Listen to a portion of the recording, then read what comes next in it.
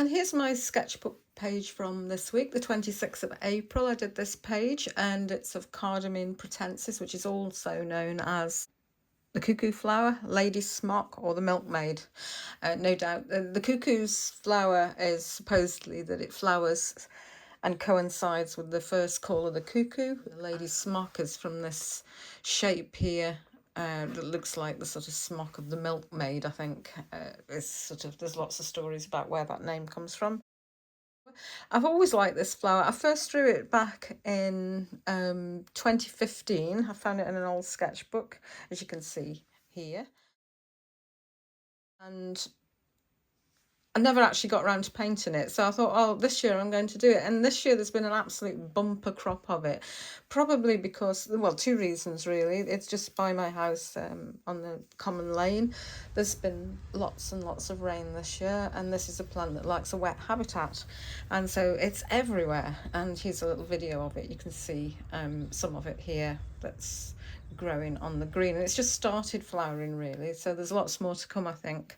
And it's also the fact that the grass couldn't be cut this year early, and so I've even got a little bit in the garden, which was great, so it gave me an opportunity to sort of see it up close. So this is what I've done so far. It's not finished. I've got this whole area here to do, and I hadn't decided what I was going to do, and I've got a couple of options really. I want to do a dissection of the flower maybe, so I've got a flower you can see on the microscope there, looking at the inside of the flower. It's got these different height stamens, the anthers being four of the stamens seem to be long and two are shorter, so I'll do a dissection of that. It's just, you can see it on there now. You can probably just see that there's longer ones and shorter ones there maybe. So I could put this dissection here, probably larger. But this plant is the food plant of the orange tip butterfly. And I've actually got one of them, and I've painted it quite a few times. And there it is. And so I could add that here as well, which would be quite nice with it. It would complete the page quite well. So as you can see, as usual, I've done the sort of main players on the page, and I put this one down first, kind of the one showing the most of the flowers. One that's opening, which has got this very much the milkmaid shape to it with this downturned flowered. And when I walked down there and viewed them the other day, they were all downturned. It's kind of a dewy morning, they've got this downturned appearance, and then later on them they turn up to the light there.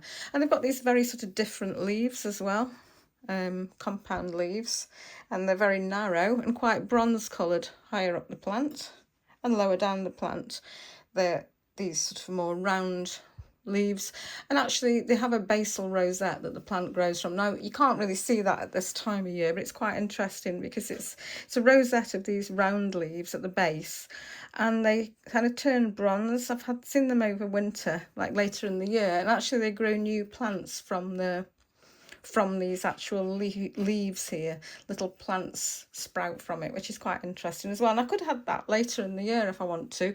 So I've just drawn them in as a line drawing. I think I might paint them yet. But for now, I'm just going to leave them as a line drawing and add to it later on. So something to go here, lots of notes about it. There's lots to say about this plant.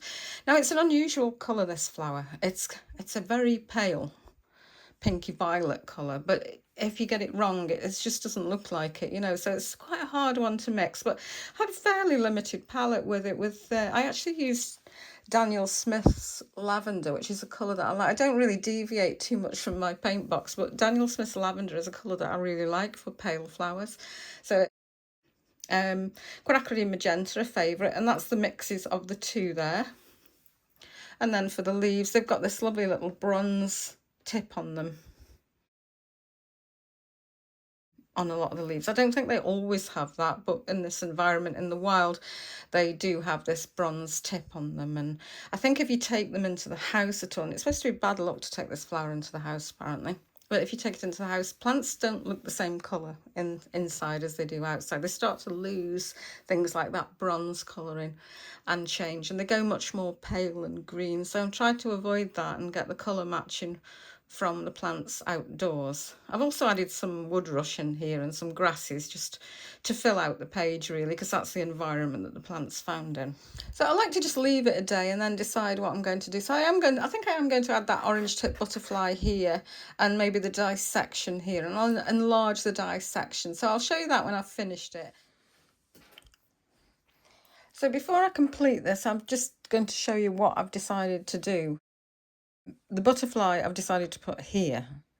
And the reason for that is because I think I'm going to do the dissection twice life size here, and some of the details of the reproductive parts, so the male and female parts from inside the plant underneath. So I've dropped a line down there. I'm going to put the flower here because I don't want it too far away from the actual flower. I want it sitting sort of next to it rather than down here, and the parts either next to it or below it, both probably.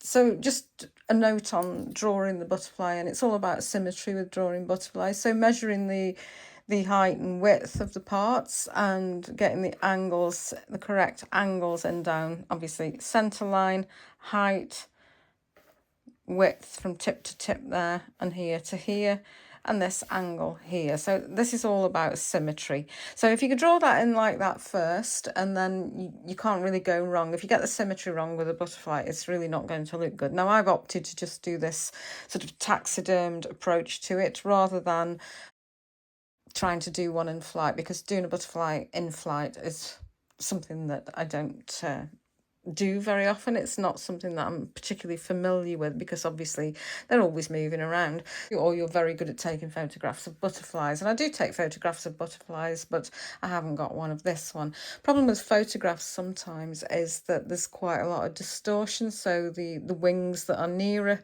if they're in flight, can look larger than they actually are, so it can distort quite heavily. So I just decided that I would do it just in this sort of taxidermed, very traditional looking approach to the butterfly, and it adds a nice bit of colour to the page as well.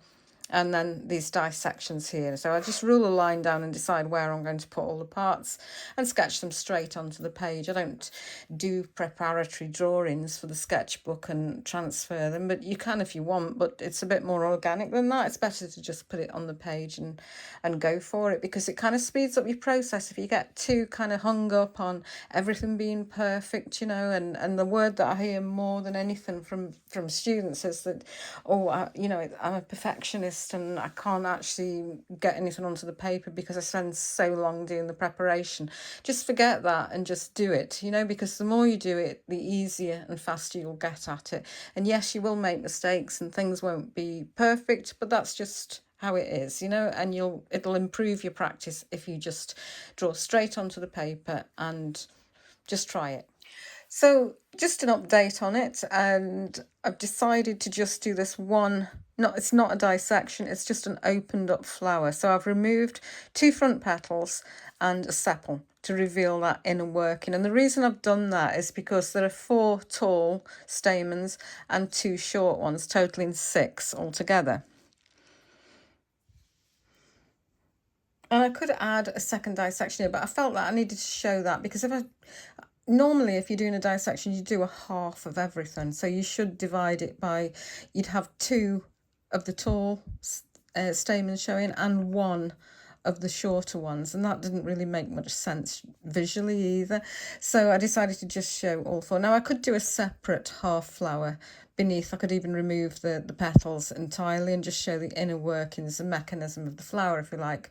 It's got the difference between them is that the inner ones, the tall ones, are tall and they curve in on the anther, and on the lower ones they curve out on the anther. They're a different direction.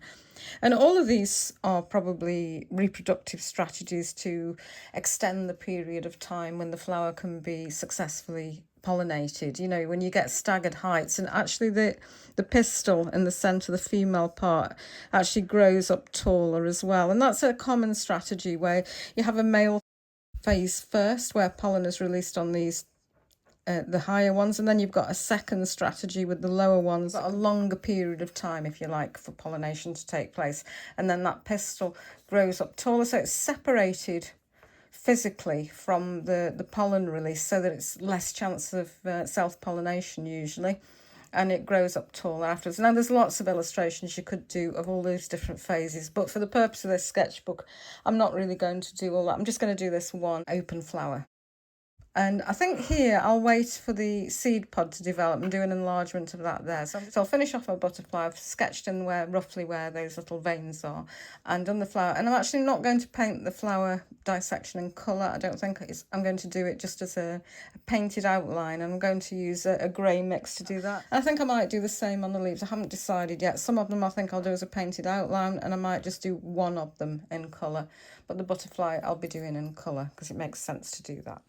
And so here's the finished painting, and as you can see, I've added the butterfly in colour. I've added the flower, the open flower. It's not a dissection because I didn't cut it, I just removed the petals. And I decided to paint that in tone using a grey mix. I'm not sure it was the right decision or not. So it's a twice life size, but I thought it was clearer like that. But I also used some tonal stuff on these leaves as well at the back and just put a couple in colour. Also added roughly painted kind of grasses and some rushes as well to just fill it out and to give a sort of indication of what that habitat's like. And that's it really, that's it finished. On to the next page, which I'm not sure yet what I'm going to be painting, but there's lots of things available now to choose from just locally, and I'll let you know in the next video.